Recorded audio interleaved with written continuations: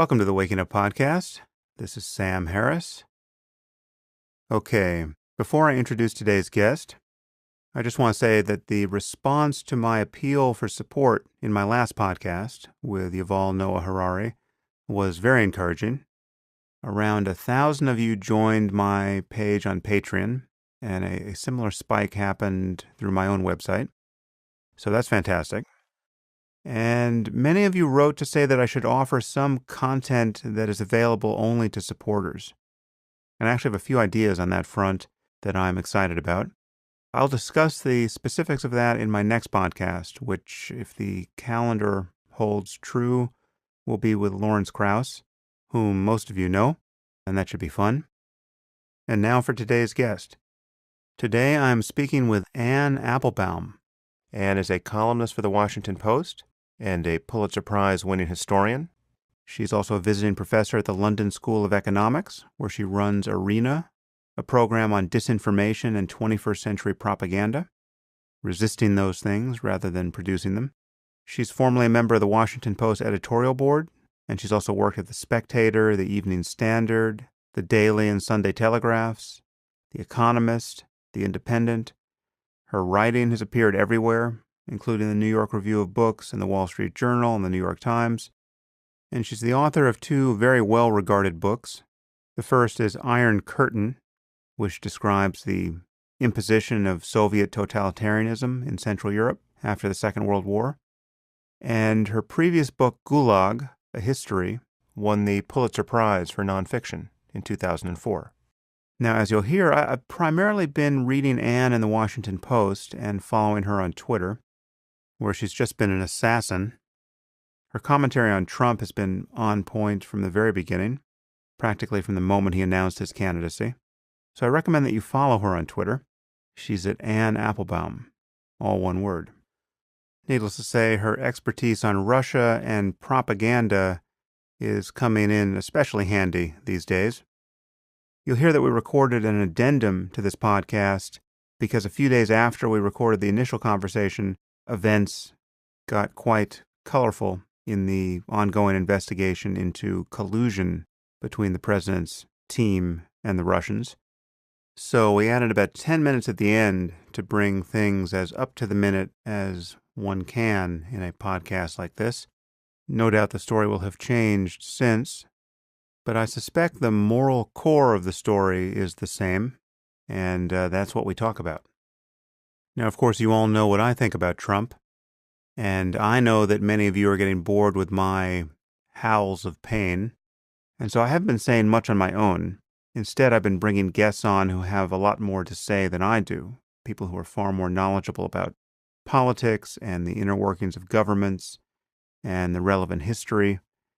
So in this vein, I spoke with Gary Kasparov and David Frum, and now I'm bringing you Anne Applebaum. Enjoy. I am here with Anne Applebaum. Anne, thanks for coming on the podcast. Thank you for inviting me. Well, listen, I've been following you on Twitter. Avidly is not too strong a term. You are among the few people who have just been devastating against our current president, and I would put you up there with David Frum in terms of the quality of the stuff you've been circulating on social media about him and in response to his antics. So first, let me praise you for that. It may seem like a trivial thing, but I think it's of immense social importance. Well, thank you. I'm not sure is it flattering or not flattering to be known for your Twitter feed, but I'll take it as a compliment. I think we fight in the trench we are given, and it seems to be an important one to occupy at the moment.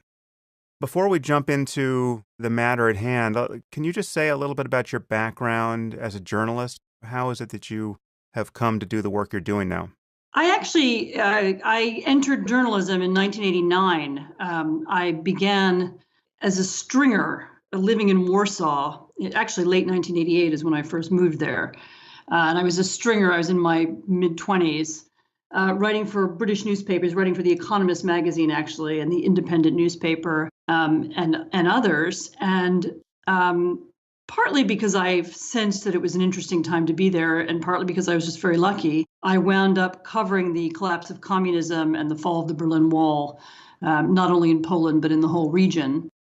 And I think that experience of seeing a tyranny collapse and seeing democracy replace it, I then had an occasion to watch those countries change over the subsequent 20 years, was probably the formative political experience of my life. So that might make me a little different from other American journalists, and that was the thing that interested me the most and that I wrote about the most over a couple of decades.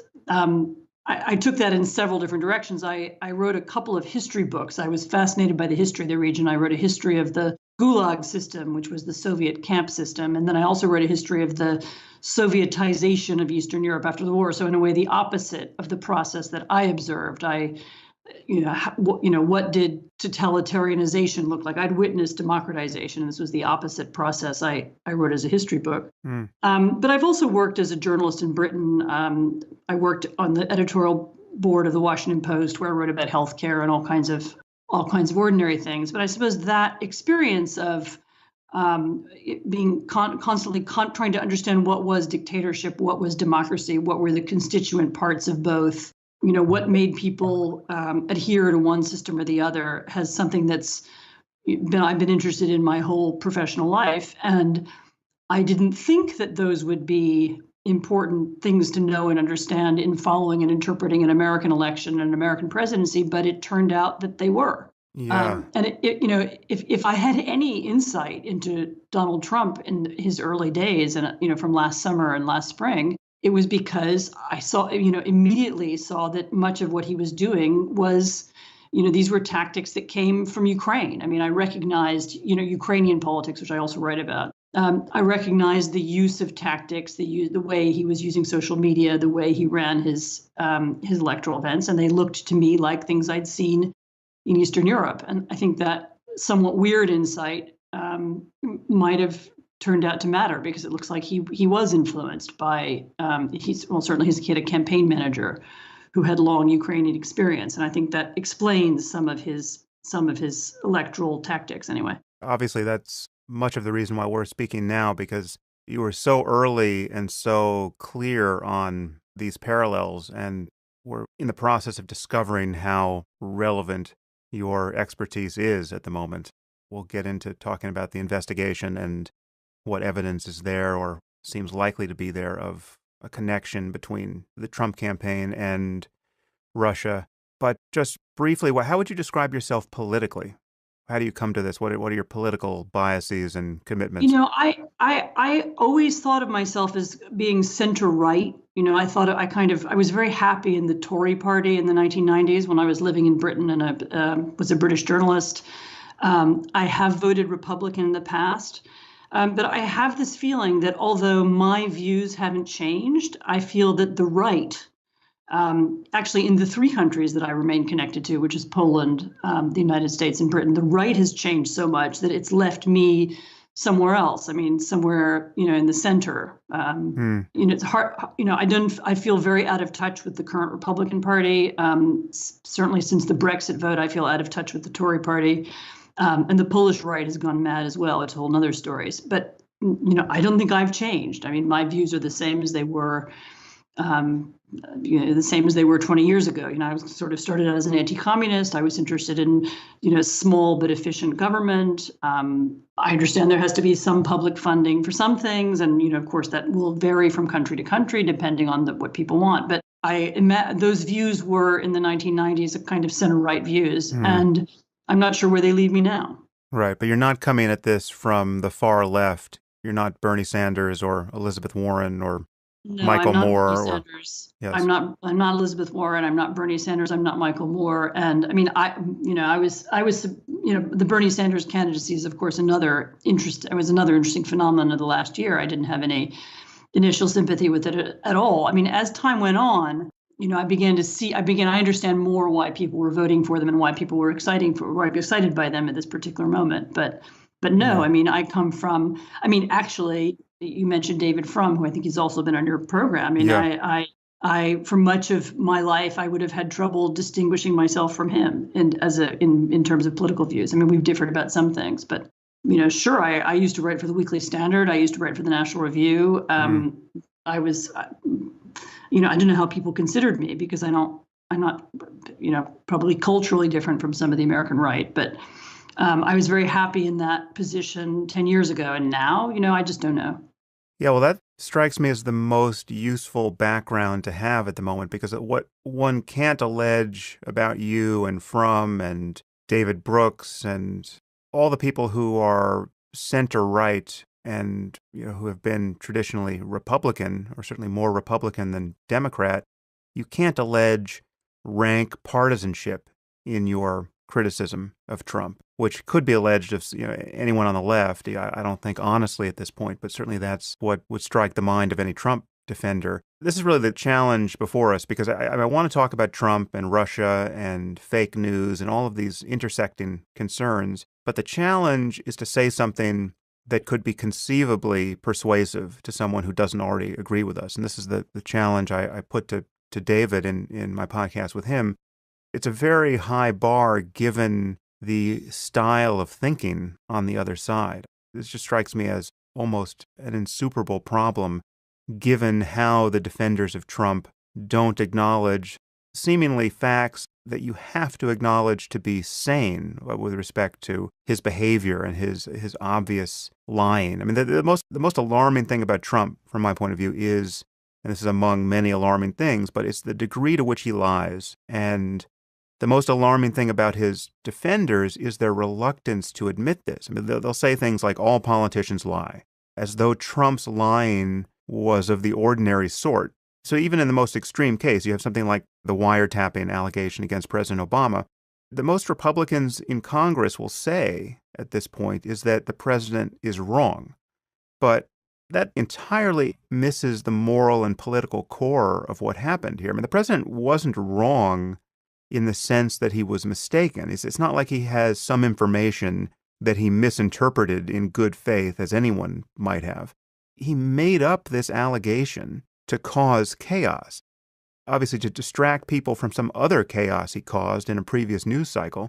And I mean, it's the kind of the political equivalent of a suicide bombing. It's one of these utterly malicious, slanderous, insane lies that you stand no chance of being able to get away with. And he tells these sorts of lies all the time, lies of a sort that really cannot be believed, where his line is so obvious that it's the language game he's playing at that point isn't the ordinary attempt at deception. He's just trying to bowl you over with his disregard of the norms of political discourse.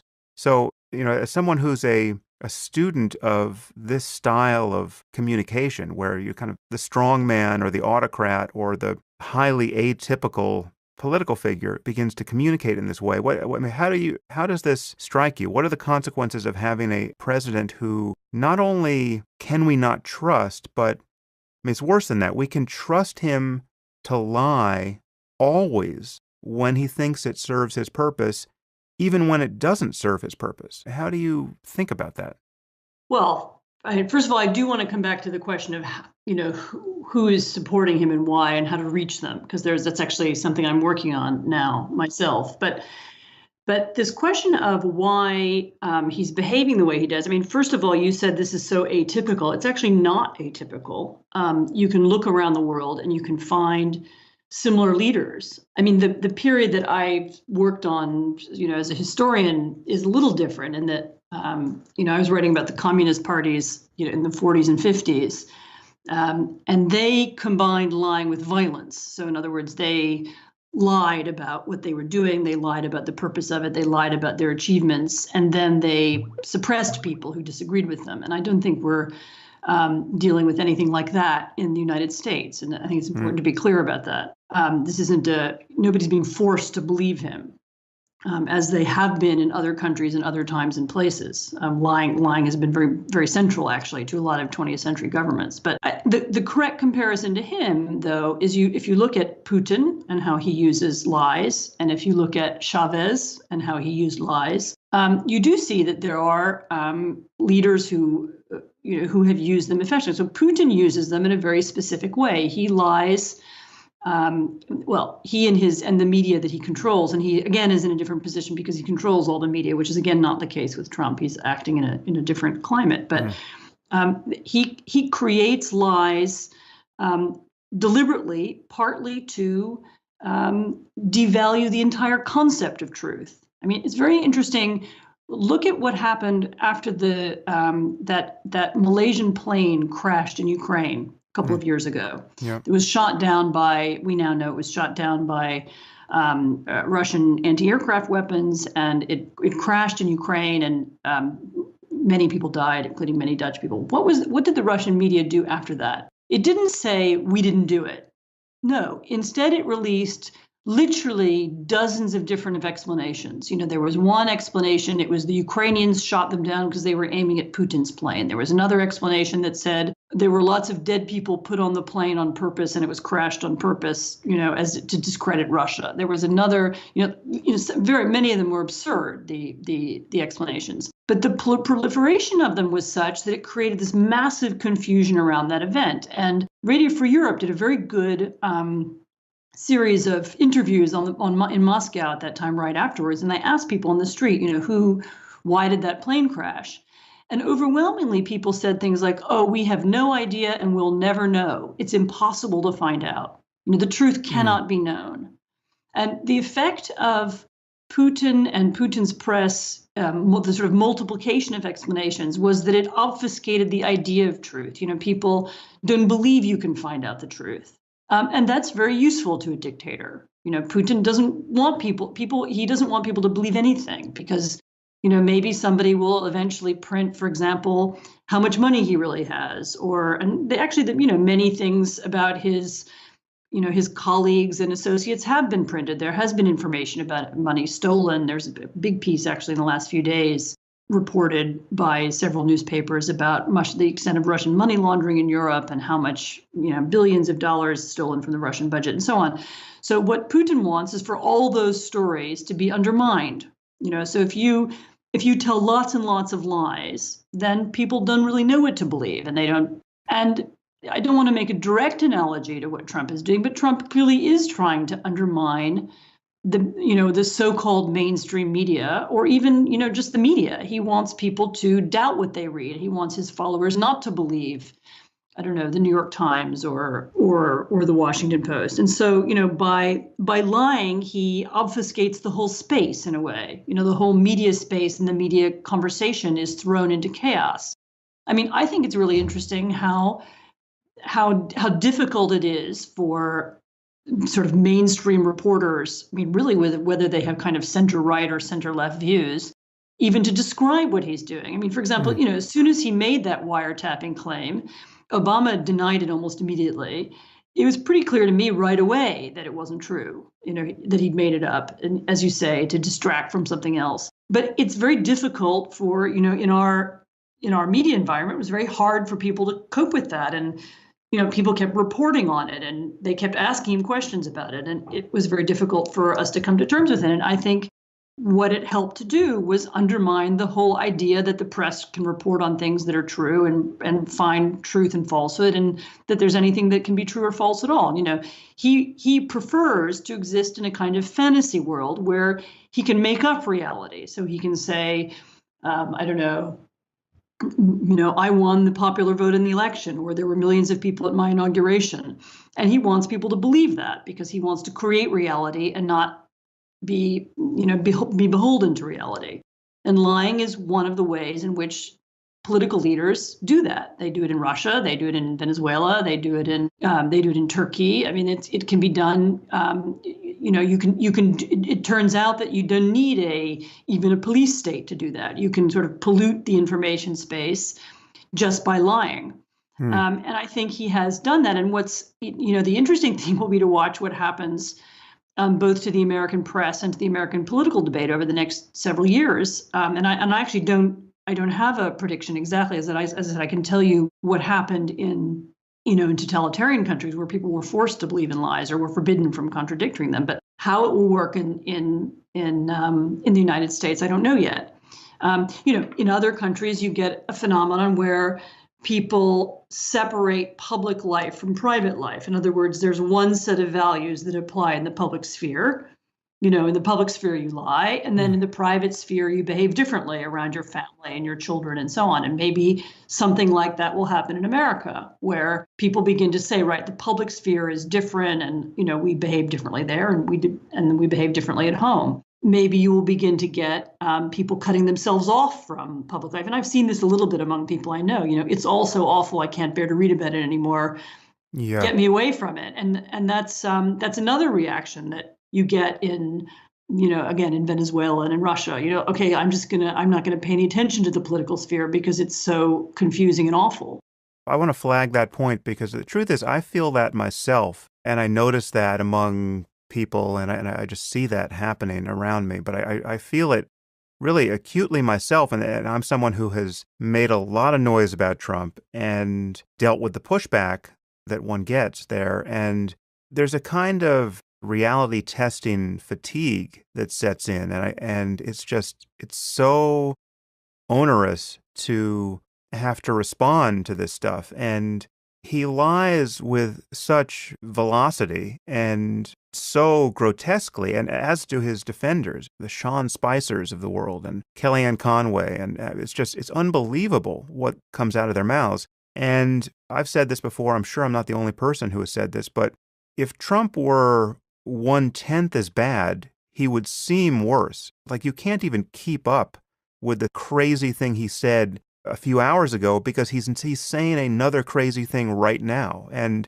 you see the media just can't even focus on his various crimes and misdemeanors against basic human sanity, to say nothing of civility, because they come at it just so rapidly and they're so enormous. But this is, we know this in other countries. It's not unique to the United States. I mean, and as I said, people develop coping mechanisms. They cut themselves off, or they create, they make a distinction between public and private morality, or they, or in some cases they realize that to get ahead in their job or in their community, they need to pretend to believe it. And so they do. I mean, that's another phenomenon it's worth paying attention to, is that, and I think that a lot of the Republicans who defend him, or who don't criticize him, are doing it for this reason. So he's set the tone of public life. And in order to succeed in his world, whether it's in his cabinet or in his White House or in the Congress that he's president of,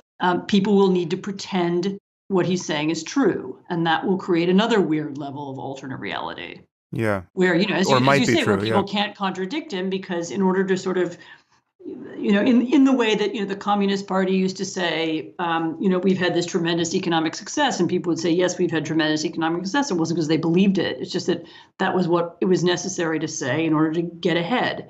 And we will now see that phenomenon in American life as well. Yes. Let's step back for a second, and because I don't want to ignore this challenge I put to us at the beginning. What is the smartest defense of Trump you've heard? And so what could someone say? I don't know who this person would be. If you have a smart defender of Trump in mind, please name this person, because I would love to know such a person exists. But what could someone say to argue that none of what we just said matters at all?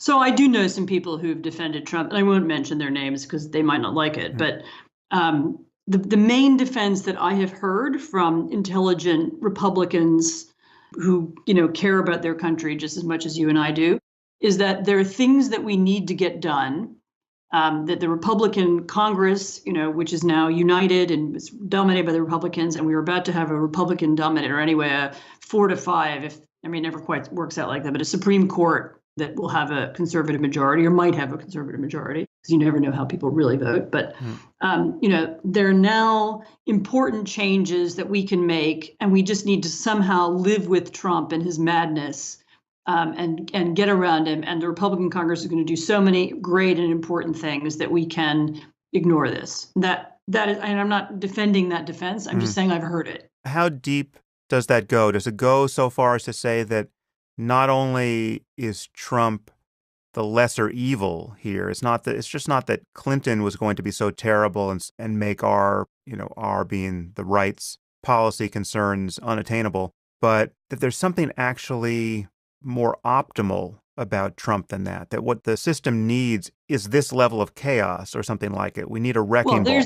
There's the Steve Bannon anarchy argument or the Peter Thiel anarchy argument, that we need total chaos and revolution and we need to burn everything down. And then in the ashes of our country, we will rebuild something better. I mean, but that's, by the way, a Bolshevik argument. That was the motivating idea of the Russian Revolution, which ended in total disaster. I mean, there's no evidence that revolutionary destruction creates anything good ever. I mean, there's no historical example you can point to. But there are people who believe that. I mean, there are people who believe that. Stated that way, it sounds quite crazy to me. Do you think Bannon and Thiel and people who subscribe to the wrecking ball theory are imagining that level of real-world chaos, or are they just imagining that it can be contained to the bureaucracy of government and that it will kind of clean out that mess of bad incentives and career bureaucrats who staff the administrative state,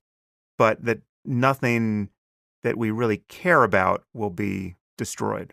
So I only know, I'm now repeating what people have said about Bannon or heard him say or, interpreted that, but I'm told that he does believe in something quite a lot more than that. For example, he would like to have a war with China, because he feels that we need to bring this crisis to, this competition between our two countries to a head, and we need to resolve it. And so we need a war. And just, desiring a war like that, that's also very Bolshevik. I don't know whether that's true or not, but if it is, then it is a case that they do believe in something quite a bit more than just less bureaucracy.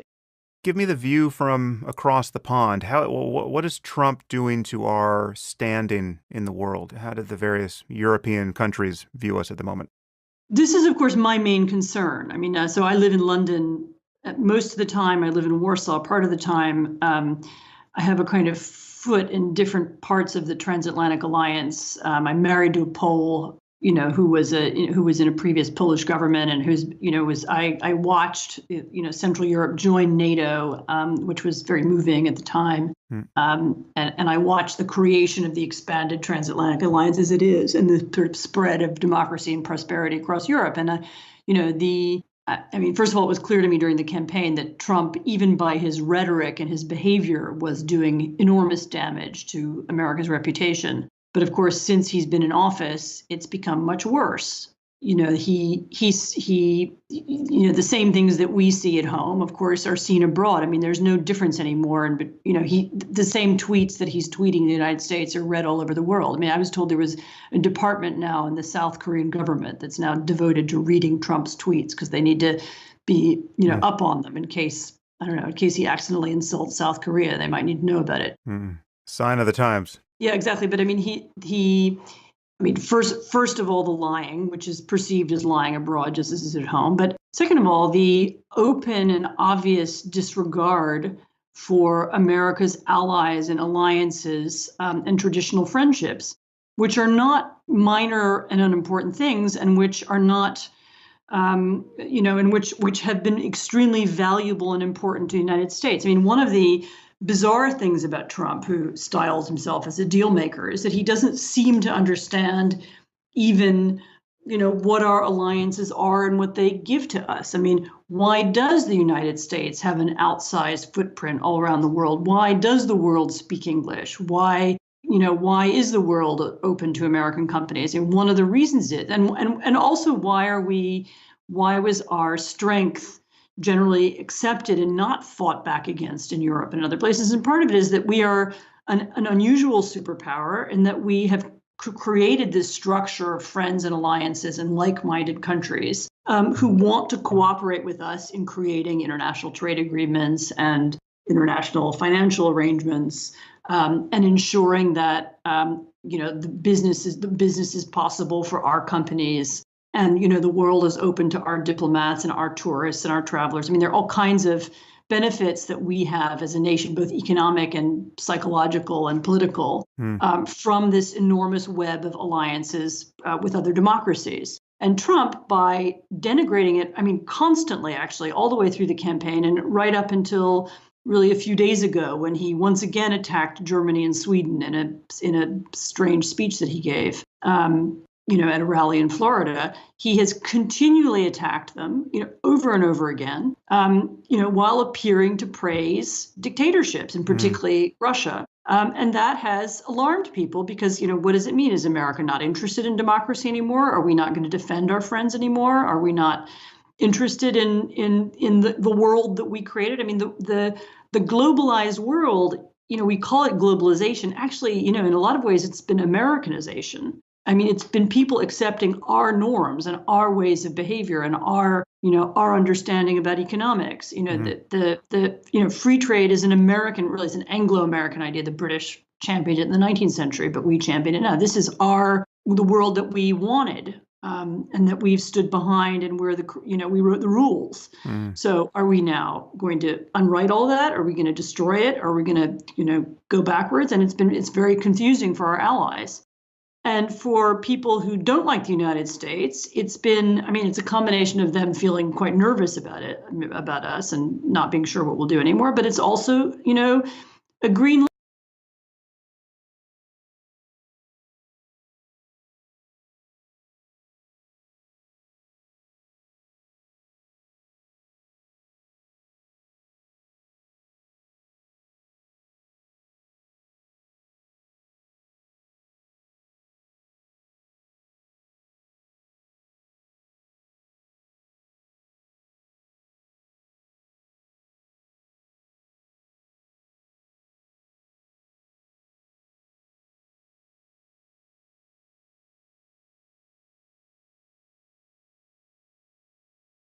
and that we have been the main beneficiaries of it. Yeah. So could you just reflect on the concept of soft power? It seems like that's what you've been describing, but it's not a concept that most people, I think, are familiar with. So soft power is the power that we exert through being, for example, the world leader in education.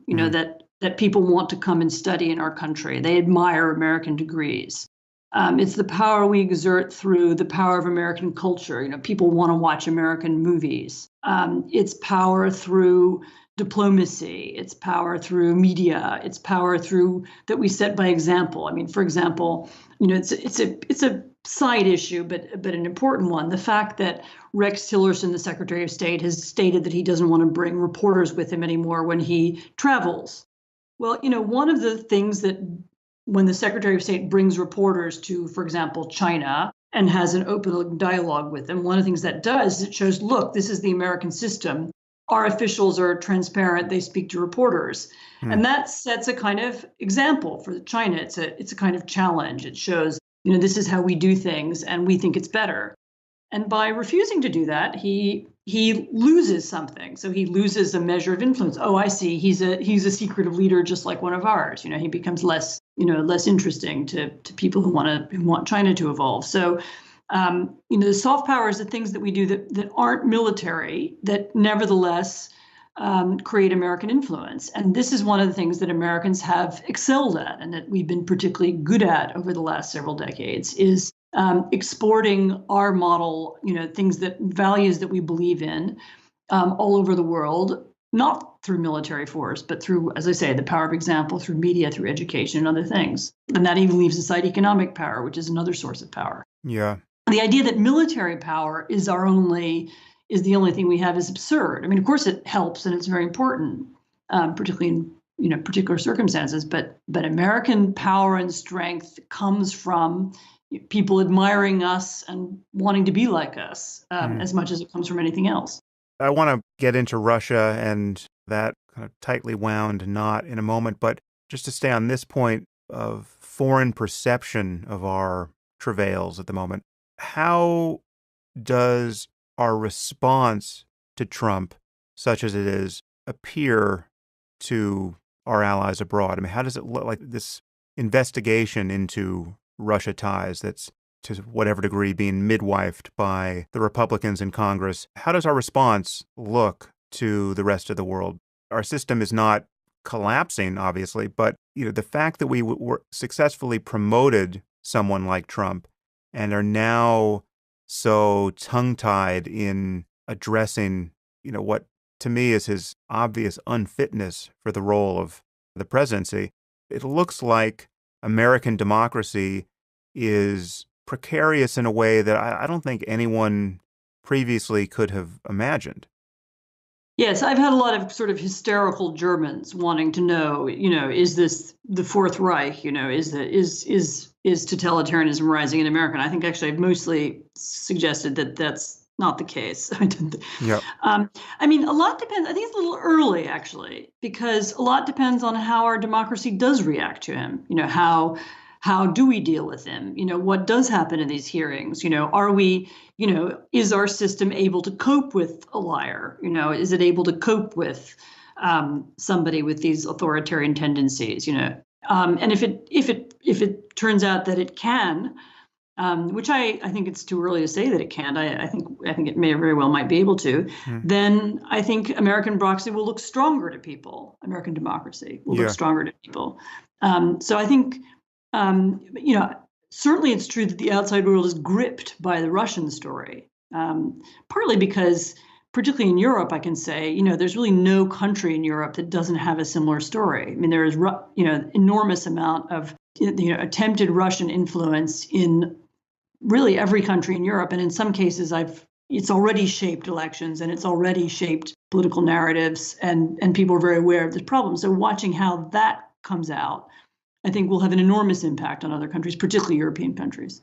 Well, that's a great background point to make, because obviously Trump's defenders will say that the Russian story is just a conspiracy theory, right? As though there's no evidence that Russia ever does anything like this. No. I mean, so the Russian story is, I saw it last summer when it started. I knew exactly what it was. As soon as the first WikiLeaks, just before the Democratic convention, as soon as they leaked anything. By the way, I knew that WikiLeaks has leaked Russian things before and has been involved in spreading Russian disinformation before, because they spread it about me. So I have a very personal awareness of it. I mean, Julian Assange's Twitter feed, actually. But, I saw it last summer and I thought, oh God, I know what's happening. I know exactly what this is, because I've seen it in Ukraine. I've seen it in Poland. I've seen it in Slovakia. I've seen them trying to do this in France and Germany. I know exactly. I mean, it's a pattern of politics that they follow really in every European country, in which they seek out extreme groups and movements, which they support, sometimes quite openly. They support Marine Le Pen, who's the far-right candidate in France. They support the far-right party in Hungary. And sometimes it's with money, sometimes it's just with contacts and associations, sometimes it's with social media campaigns. Sometimes they put their money behind business interests in particular countries, hoping that those will either prove to be disruptive or will help them in some ways. But they're very interested in shaping the political debate all over Europe. And so when they began to do it in the United States, what surprised me was that it was working, because as I said, it's one thing for the Russians to have an enormous impact in Slovakia, which is a tiny country with very weak media. It's another thing for it to work in the United States, which just floored me. When I saw the pattern, I knew exactly how it was working. I just didn't think it could succeed in the U.S. because I thought the U.S. was too big, and our media is too complicated. How could Russian memes, and Russian slogans and Russian narratives come to dominate the election? And then actually when Trump himself began using them, I realized that we were in a whole different ballpark. And I actually, to this day, I still don't know whether he used them knowing they came from Sputnik and from Russian media sites, or whether he thought they came from somewhere else. But he certainly, for example, in the latter part of his campaign, stuff like, Obama created ISIS. That was a story that originated, in Russian media. Hillary Clinton will cause World War III. That was a story that originated. That was a theme that originated in Russian media. When he began doing that, I thought, surely this won't work. But of course it did. But as I say, the main point is that this is there's a set of tactics they've used. There's a pattern to it. It works the same in every country. They adjust it depending on the politics. Sometimes they support the far left, sometimes they support the far right, sometimes they support business people. But, in every country, they do the same thing. And that they did in the United States is not surprising. Again, just surprising that it worked.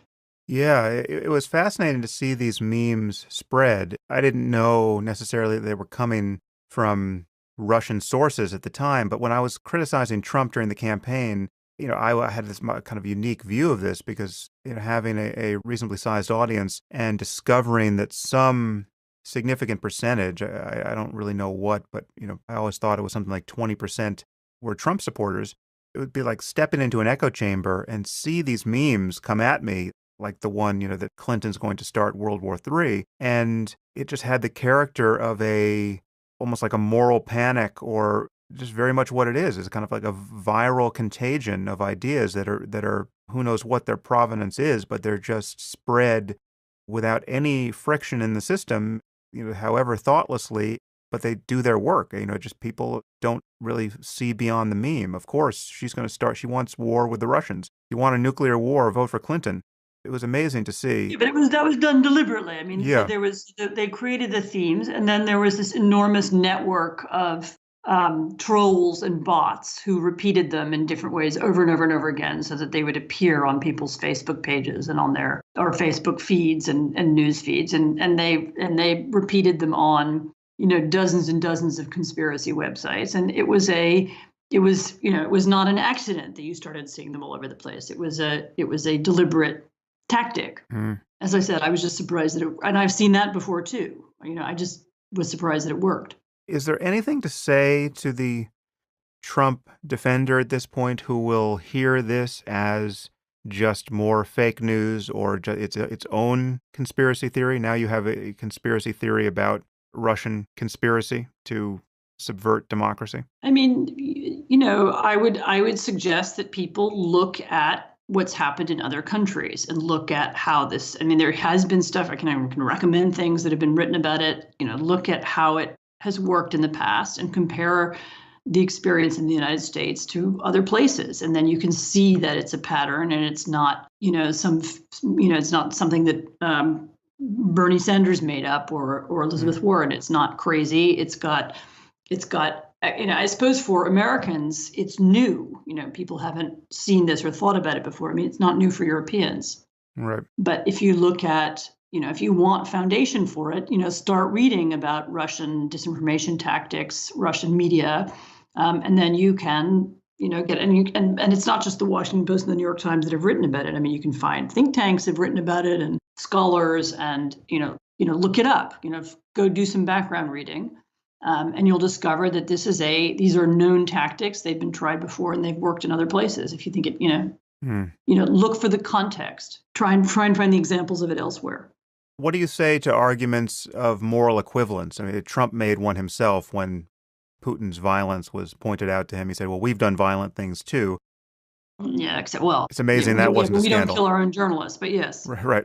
I want to get into who Putin is in a moment, but what do you say to those who say that we really have no moral standing to judge Russia for meddling in our election, say, or even invading other countries because we've done that sort of thing in the past?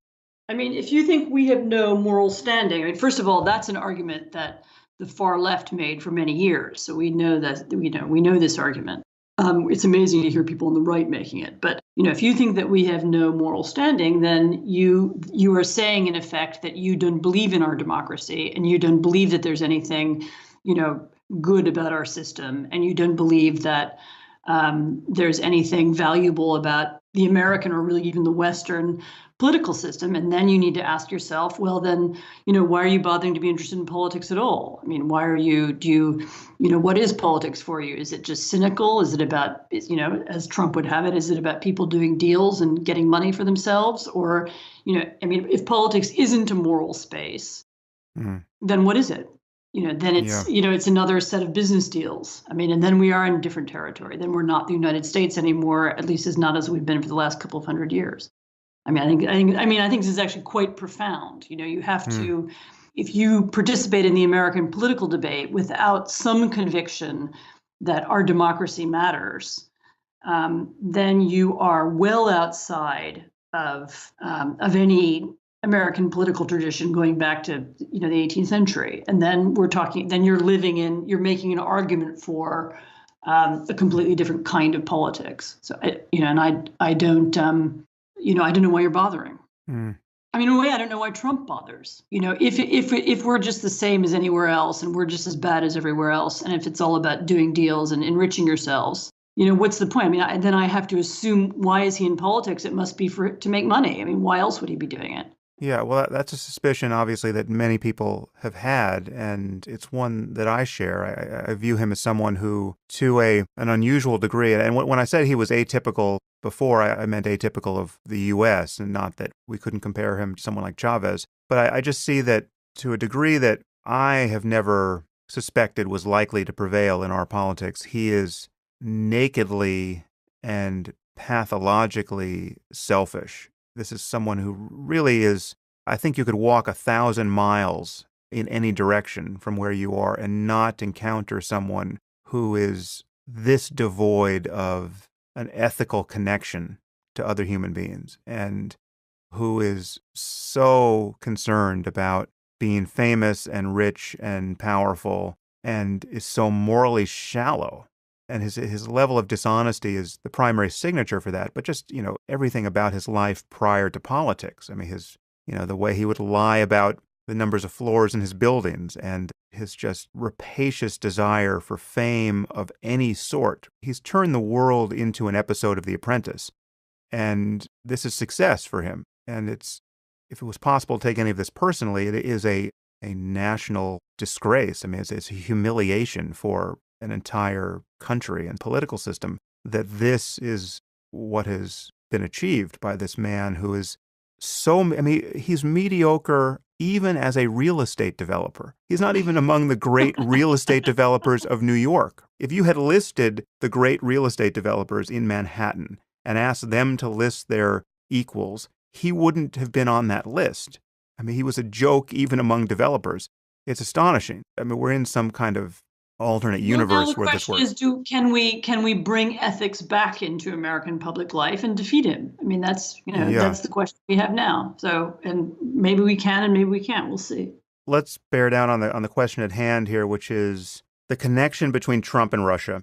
What do you make of the fact that he has had only nice things to say about Putin? And what do you make of the fact that he's appointed all these people who have had such an unusual degree of communication and connection with and to Russia? And I guess, again, keeping an eye on appeasing those who will just be totally unsympathetic with the line we've taken here, what is the most benign interpretation of all of that that's still plausible? And I guess I'd also want to hear that, but what's the most nefarious? I mean, give me the two extremes where the range of interpretation between being sanguine and charitable on the one hand and being fairly worried and suspicious on the other, that you think that sane, non-hysterical people and non-blind people can still occupy. So since I've been writing about this since last summer, I've really always had the same interpretation. And my interpretation is that you don't need to believe in a conspiracy. There was no secret meeting, between Trump and Putin, in a dark cupboard somewhere in the back of the Hermitage. You don't need to believe in secret connections. There could have been some collusion, direct collusion. I mean, clearly there was some actually between his campaign and the Russians, but you don't need to believe in an elaborate plot. I mean, almost everything that we know about Trump and Putin or Trump and Russia is on the record and is obvious. In other words, his long interest in Russia, he's been traveling there since the 80s. His interest in doing business there. The massive Russian investment in his properties in the United States. I mean, here, I suppose that's something we don't know exactly. We don't know, because one of the theories about his companies is that they were rescued by Russian money. And this is his reason for, liking Russia or feeling somehow beholden to Russia, is because his failing real estate, as he would put it, failing real estate developments were bailed out by this massive influx of laundered Russian money into the real estate market in the 1990s and 2000s. And that's something that we have his son, I think in 2008, claiming was true, but Trump, has recently said that he has no investments, no loans, no nothing with Russia. Well, he's actually been very careful. He said he has no investments and no loans, but he hasn't denied that he has Russian investment in him. In other words, in his properties. And actually, there's been quite a big Reuters piece today or yesterday Unfortunately, I don't have the exact numbers in front of me, but showing, hundreds of millions, if not billions, invested in his real estate companies from, people holding Russian passports in the last decade. So, it's certainly very substantial. We just don't know exactly how substantial, but that's also always been clear. I mean, we've sort of known that all along too. It's also clear that he hired people who had direct experience of Russian politics. I mean, I'm sorry, Paul Manafort was known for one thing. He was known for having created and backed and imagined the campaign of Viktor Yanukovych, who was the sort of pro-Russian president of Ukraine, who created this liberal democracy in Ukraine and began cracking down on opposition parties and destroying the media, and who was eventually overthrown in a revolution in 2014. And that was Paul Manafort's most important and most famous client. So, and that person was a Russian puppet. So Paul Manafort has a history of working for Russia. And so that he would be then directly employed. I mean, as soon as that happened, actually, as soon as he was employed by the Trump campaign, alarm bells went off. Just to remind people, he was running the Trump campaign I think he ran it for at least 5 months, right? He ran it for at least 5 months, and he seems to have longer. Apparently, he used to live. I don't know if he still does, but at one point he lived in Trump Tower, so he has longer connections to Trump. But he ran, and he was running the Trump campaign the same way he ran Yanukovych's campaign. Those rallies with kind of violence and so on. I mean, those were Yanukovych tactics. As I said at the beginning, This is how I recognized them. Didn't Sean Spicer, I think yesterday in a press conference, when Manafort's name came up, he said something like he had a peripheral connection to the campaign, as though he barely was a part of it when he was actually running it? It's absurd. I mean, he ran the campaign, and as I said, I recognized his tactics. I mean, there was sort of Paul Manafort's Yanukovych style tactics being used in the U.S. election. That was one of the first clues. But I think the deeper, in some ways, I mean, I know nobody, people want a conspiracy and they want secret agreements and so on. But the deeper and the really disturbing thing about Trump and Putin is the degree to which Trump appears to admire Putin for what he is. And I think it's this, what has Putin done? What is he known for? And what he's known for is his ability to combine business and politics. In other words, he used stolen money, essentially, or, laundered money to get into politics. And then once he was in politics, he used his political position to make more money. I mean, how did Putin become one of the world's richest men? It was through using his connections inside the Russian state. How does he run Russia? He runs it through, financial links through an oligarchic system. And he sort of combines the money, and he also uses violence as well, and he murders journalists and so on, and murders his political opponents. But it's this personal enrichment. Putin lives in palaces and he has yachts, and he owns a huge apartment in Paris that's, the French police know about. So he owns things all over the world, and this, it seems to me, must be what Trump admires. I mean, he is the kind of politician we have never had before in the United States, and we've never had a president in any case, who used the office to enrich himself. And it's become clear that, Trump sees himself as something like, what Putin did. And what Putin did is something he admires, and he wants to be like that. And to me, that's the most disturbing thing about him of all. As I said, it's a vision of politics, totally amoral politics. I mean, beyond just being unconstitutional. I mean, it's amoral in that it's the point of it is to enrich yourself and the people around you, and then to throw some slogans at ordinary people so that they're fooled by it and they don't see it or they don't care about it. Just to say nothing of the fact that we now have a president who has only said nice things about a world leader who poisons his critics with polonium. Yes. And that now, I think the last poll I saw, 37% of Republicans have a positive view of Putin. Yeah, I mean, this is the piece of it that I didn't expect. I didn't expect Americans to go along with this view or to be sympathetic to it. And this is maybe the most disturbing thing about it. But Trump's, the link to Russia, the most profound link to Russia is this link of, him admiring that system and wanting to import it to the United States because it would be good for him.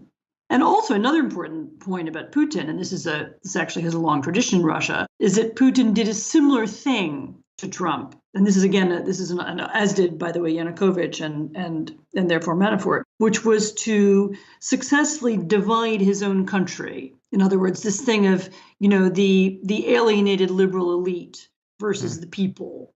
That the real people don't care about democracy, and the real people don't care if I enrich myself as long as Russia is great again. This tactic of dividing your country, in effect, creating tribalism inside your own country, where it doesn't exist before. This is a political technique, and others have done it too. I mean, it's been done in Poland recently. It's been done in other places. But the importation of that would work in the United States, where, historically, our presidents, even though we've had very bitter election campaigns, usually the first thing that they do after winning is they say, right, now I would like to make a unifying speech in which I encourage all of my opponents to support me. And I reach out to my opponents across the aisle and try and do deals with them. I mean, that's how every president, at least in my memory, has behaved in the months after the election campaign. And Trump did exactly the opposite. He gave a bitter and divisive inaugural speech. Since being elected, he's gone on saying basically, the people who voted me are my people and the rest of you are losers and I don't care about you. And we haven't had that in American politics before. And that's very Russian. It's very, it's an authoritarian way of ruling. You divide into my people and the other. And also, I should say, very Chavista. I mean, this was a tactic in Venezuela as well and other places. Yeah. So I think that the deep link between Trump and Putin is actually, I mean, ideological, for lack of a better term. That he admires that kind of leadership and he wants to bring it. And the other things are sort of accoutrements. I mean, that he feels comfortable with the kinds of people around Putin. He's comfortable with Russian friends and investors. As is his daughter. I mean, Ivanka also has Russian contacts and friends whom she's been in touch with, Abramovich's wife and others. They're comfortable using Russian advisors like Manafort. They're comfortable in that world because that's what they aspire to. And that to me is, in a way, that's the benign view, because you don't need a conspiracy or a secret agreement in order to believe that, because you can see it. You just look at what they've done. On the other hand, it's, I suppose, a very negative view because it implies something really quite profound about them. I mean, about the Trump family. That this is what they want. They want that kind of power. They want joint, political, economic power, and they want to use, their political influence to make money for themselves or maybe for their friends and relatives. So you've just made what strikes me as a very important point, and it's actually a point that I know David Frum agrees with. When asked a similar question, he said something like, with Trump, there are many secrets, but there are no mysteries, right? I mean, there's a lot we don't know specifically. We don't have his tax returns, but you don't have to worry necessarily that there's a layer of collusion as yet undetected to understand what is wrong with his presidency, and in particular, what is wrong with his fondness for Putin. Yeah, I mean, and I would say about the collusion thing, I mean, to me, it's absolutely clear that the Russians backed his campaign. I mean, I could see it happening at the time. And as I said, I could recognize it because it's what they've done in other campaigns. There is a question as to whether the Trump campaign knew that and was actively cooperating or not. And I suppose that's a missing piece. And maybe the FBI can find that out and maybe they can't. But is that the only actionable piece? I mean, does it worry you that we, in this process of this investigation, are now narrowly focused on finding the smoking gun of collusion, and absent that, everything else is permissible, everything else is acceptable? Yes, it does bother me. I mean, I understand that that's the nature of FBI investigations. They're looking for a crime, but I think as the American public, we should be looking more broadly. Why was the Russian president backing him? Why were those slogans successful? Why was this authoritarian language and this divisive way of running a political campaign? Why was that successful? And I think that's what we should be focused on. I have no doubt that Russia backed him. And so the question is why and what does it mean? And I would hope we could begin to talk about that. I mean, I'm not sure that that's the FBI's job. What would it take for Congress to turn against him? I mean, can you imagine a sequence of events that didn't entail a crime of the sort that the most paranoid among us may imagine happened? that would still lead to his impeachment? My guess is, and this is unfortunately cynical, is that what would have to happen is that he became so unpopular that Republicans in Congress began to fear it would affect their chances of reelection, which is not impossible. But I would imagine that will be the moment when his presidency is really in danger. So, is there anything relevant to say about Russian history here? How do the Russians view the U.S. at the moment? I mean, what is Russian popular sentiment with respect to the U.S., and how do you think the Russians and their government view our response to their meddling in our electoral process? Well, first of all, I mean, one of the other oddities of all this, first of all, the Putin has been running for the last several years the most extraordinary anti-American publicity campaign. I mean, using language far exceeding anything that we saw in the latter part of the Cold War. Pounding the United States sort of day in and day out on the media. And all the media, one way there or the other, is state controlled. With a few exceptions, over and over again about American, evil and American iniquity and terrible things that America has done in different parts of the world and terrible things about the American economy. And you can see a kind of echo of it on RT, on the Russian television that you can get in the United States. But actually what you can see in Russian is much worse, right up to kind of threatening language about atomic warfare and pictures of bombs exploding and so on. So, I have to assume that Trump doesn't know that, or that the people around him don't know that. But the campaign against the United States, and this has been, of course, part of how Putin has stayed in power, is by impressing people of the nature of the Western threat, which is now supposedly mounting against him, and the terrible things that NATO is plotting against them. So he has created this idea of threat and terror coming from the West that has been, promulgated in Russia for the last several years. And so, expecting Russians to even when Trump was elected, people were, of course, there was a lot of much more positive news about Trump. But even after that, people were still very wary. This is probably the most anti-American mood that Russia has been in since, for several decades right now.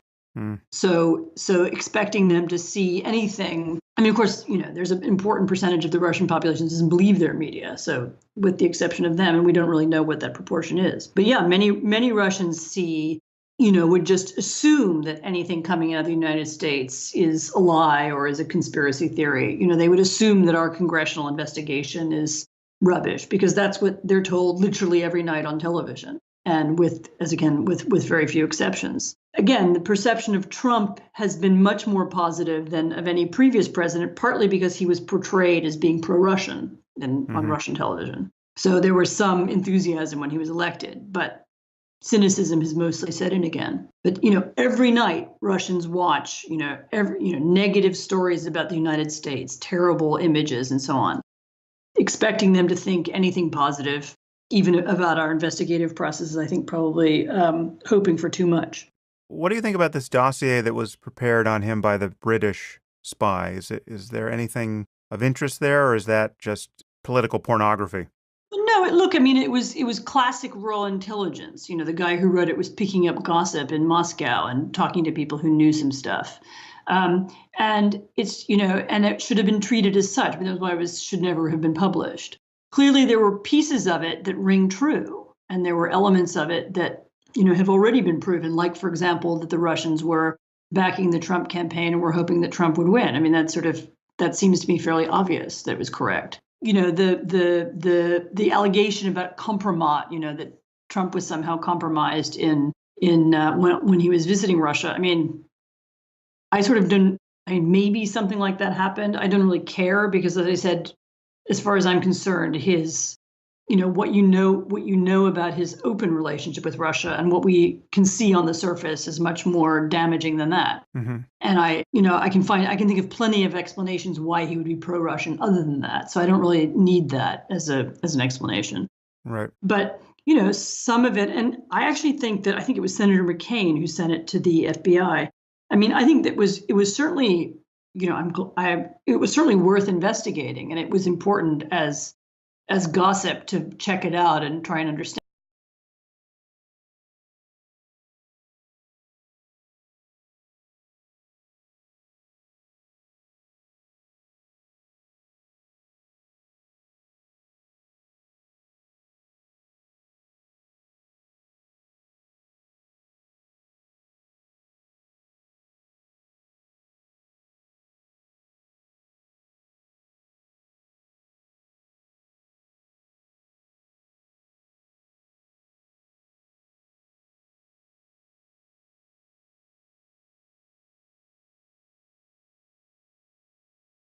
then, and you're right. Of course, the danger is that the FBI investigation won't find the smoking gun, and so therefore people will say, oh, well, it's all right then. Yeah. Whereas actually the problem is deeper and more important, and we don't need a smoking gun because we can see it. We see it's all pretty open. Okay, so Anne, a final question about what happens in this era of fake news. How do we deal with the fake news problem, both the real fake news and the fake news? I mean, that is the allegation that the real news of the sort that you report and your colleagues report is fake and just made by propagandists. How do we get to a future in some near term where this is not as corrosive a problem as it's been? Well, funnily enough, I actually started thinking about this problem a couple of years ago, exactly in the context of Russian propaganda. And I started thinking about it in Eastern Europe and, what could be done there, where I saw this same problem originally. And by the way, I really do think that the Russians were pioneers. They understood before other people did that social media could be manipulated and that it could be used to pass off fake stories efficiently. And they just, now lots of people understand it and lots of people do it, but they just saw it first. And they were using it first before others did. And that's why I started working on it a couple of years ago. My answer is that there isn't going to be a silver bullet. There are going to be a number of answers. And it will require a lot of different institutions to get interested in solving them. A lot of the tech companies want some kind of simple answer, like they can do automated fact checking, or there will be some app you can have on your phone, that will tell you if the story is true or false. And I just don't think that's going to work. I think there will be we need a combination of media literacy, teaching people how to read this new media. And how to react. And by the way, I even think that some of the coverage of it is going to help that, as people begin to notice. I know lots of people have said to me that after, they've begun to notice what is in their Facebook feed and what they see and what they don't. And I actually think most people don't want to be fooled. People don't like being taken advantage of. And so if you can explain to them, look, you're being fooled and this is how, they will react to it. But it's very important to think about different kinds of audiences. So there's some audiences for which, fact checking will work. And there's some audiences for which, a media literacy, even as a form of entertainment, will work. If you could do a television series about information war, for example, that would teach people how to understand some of the techniques. There's a very good Ukrainian group called Stop Fake, which does these very good dissections of the Russian media where they take apart stories, dissect them, and they show where this photograph came from and where that slogan came from, and they put them together for people so that they can understand it. That kind of program or television show or, will work for some people. And that's being tried in some countries. There is also, I think, a lot more research to be done. And I'm talking to you from the London School of Economics, where I'm hoping to help launch some of this. There's a lot more research to be done on the nature of disaffected audiences and people who believe conspiracy theories. Why do they believe them? What would cause them not to believe them? Is there a way you could deliver stories or you could deliver news that people would believe, real news? I think the academic community and the sort of data analyst community is beginning to move on this. I know of a lot of different projects right now designed to try to understand this better. And I'm hoping that within, I don't think there's going to be a silver bullet, but I think, we might get better at, people like you and me might get better at explaining ourselves to groups of people who are inclined not to listen to us. If we understand what is the means by which we can reach them. Clearly saying you're all a bunch of Nazis doesn't help, right? Yeah. Or saying, I'm right and you're wrong doesn't help. It has to be a different kind of conversation. And I think we're just at the beginning of understanding what that is. I would also say that, it's really important to understand that this is an international problem. As I said, I began to pay attention to it a couple of years ago, but I'm aware of how it works and I've studied a little bit how it works in Russia, how it works in Poland, how it works in the Philippines. The social media revolution is really quite profound. It's shaken. If you think back to the invention of the printing press or the invention of radio, and what those things did to politics and to media. I mean, the invention of radio, who were the first people to learn how to use radio? It was Hitler and Stalin. Those were the great users of radio first. What happened after the invention of the printing press? You had, the Reformation and, the 30 Years' War. I mean, the disruption in the way in which people get and perceive and process information has been really profound. And it coming back to an equilibrium or getting back to a place where, at least we're all having the same kinds of conversations about the same facts and we can discuss rationally what happened yesterday may take a long time. And it may require new forms of education. It may require, different ways of thinking about media, and certainly requires a lot of, better understanding of exactly how this works and why people are fooled by it. It's an enormous challenge, but there's nothing else to do. And I am very grateful that someone of your caliber is doing it. It's really fantastic that you're out there. It's going to be a project for, literally the next generation. Yeah. A generation of people, just like it took more than a generation to deal with the printing press, and how that changed the way in which people got information. But it will be, a task for our children to figure out how to deal with this. It's going to go on for quite a long time. No doubt. Well, listen, Ann, it's been great to talk to you. Again, where this conversation is facilitated by this crazy technology we all have access to, and it's amazing to be able to do this. Before you go, I want everyone to follow you on Twitter. I will put a link to your Twitter feed on my blog where I embed this podcast, but please just declare your Twitter handle for all to hear. It was pretty easy. It's at Ann Applebaum. All right. Please follow Ann. She is a voice of sanity on Twitter. Thank you. Listen, Ann, good luck with everything you're doing, and I hope our paths cross in person one of these days. I hope so, too. Thanks a lot. So, Ann, this is sooner than I expected to have you back on the podcast because we haven't even released our episode yet, but things have developed ever so slightly.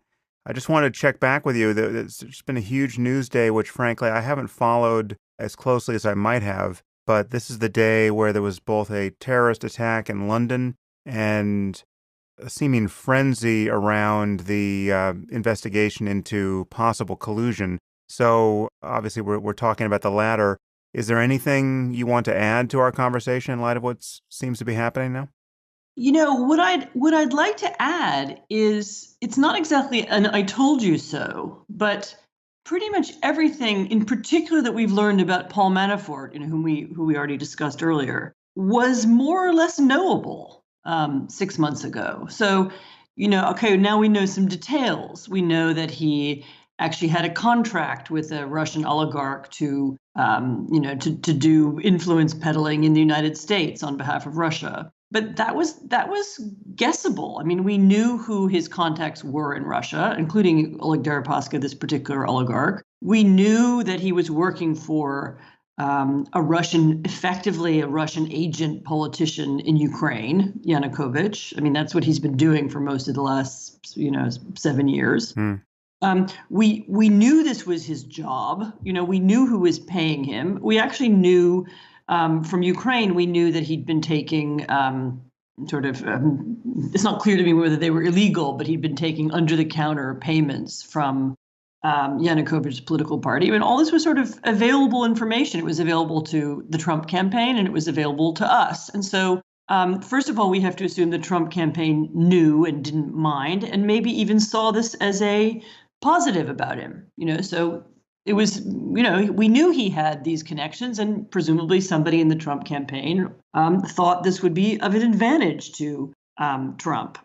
So that's the first piece of it. And second of all, the news media knew, and the public knew. I suppose the public doesn't necessarily know the context of it. And the context is, that Russian influence buying operations or influence peddling operations, I should say, are at work in pretty much every Western country. And in some European countries, they've been very decisive in politics. They've helped create parties and sway elections. And that now this method that's been used in Europe has come to the United States. And we should have known that. I suppose most people don't pay attention to the context because the politics of Ukraine or Slovakia aren't of great relevance.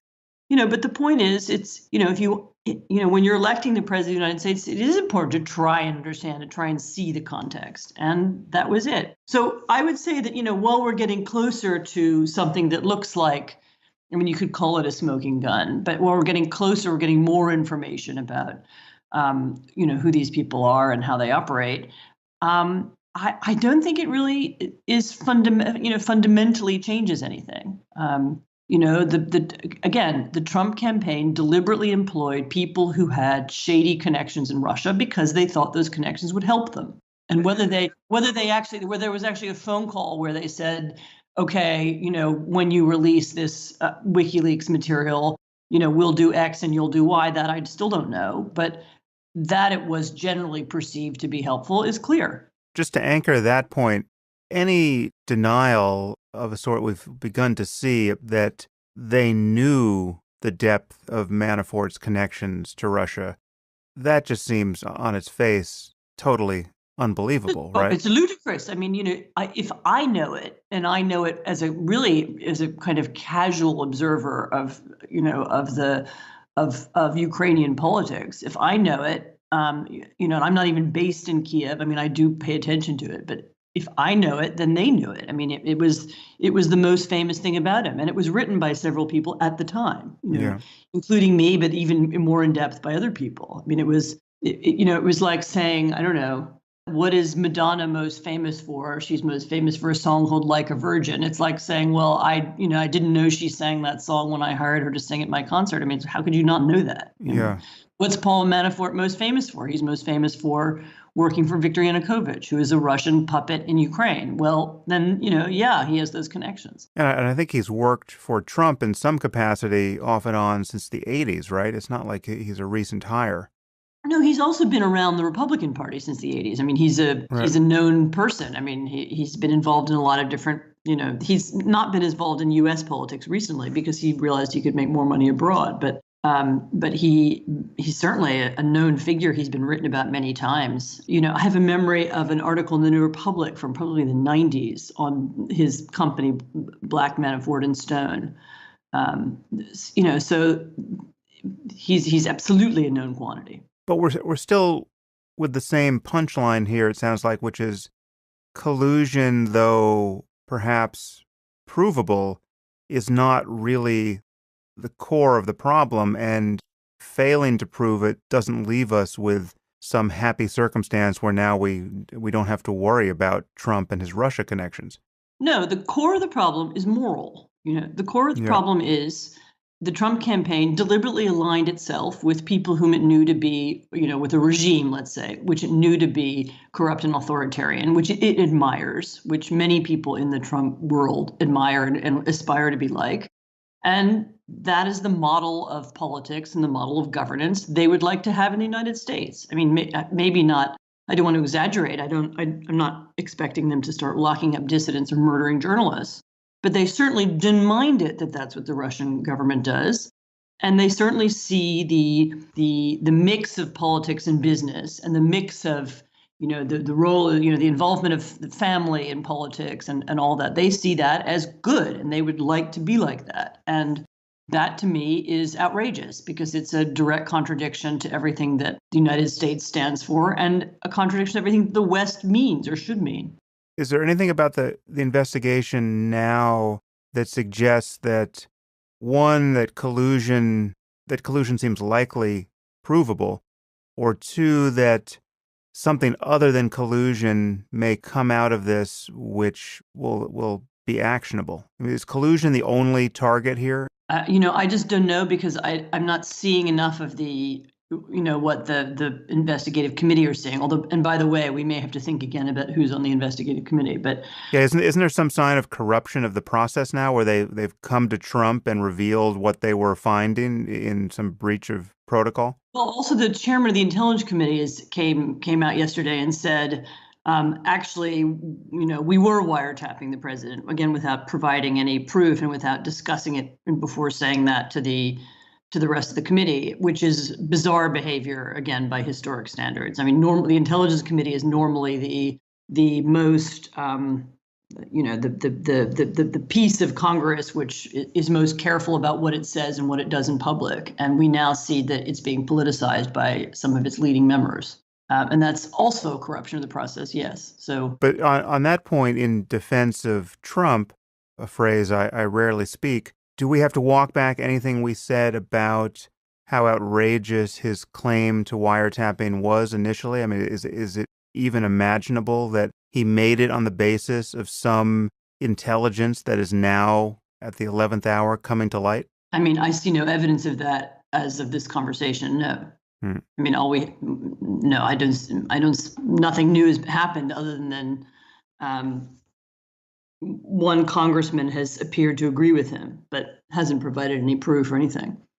Was it an agreement about wiretapping, or was there more generic surveillance of foreign diplomats who were meeting with Trump's people? Yeah, it seems to me he was talking about generic wiretapping of people, or generic surveillance. Nobody wiretaps anymore, actually, but generic surveillance of people who were meeting Trump. But I don't myself know what that means.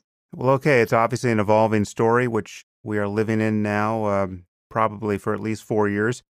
But in any case, I think it's useful to try to dot the I's and cross the T's up to the last minute. And I thank you for your time on this early morning. And late at night you're in, so thank you. Yeah, I'm guessing only one of us has been drinking red wine. No, I might have had some last night, but that was 8 hours ago. Well, listen, thank you, Anne, and keep it up. I'm sure our paths will cross at some point. Yep, thank you very much. If you enjoyed this podcast, there are several ways you can support it. You can leave reviews on iTunes or Stitcher or wherever you happen to listen to it. You can share it on social media with your friends. You can discuss it on your own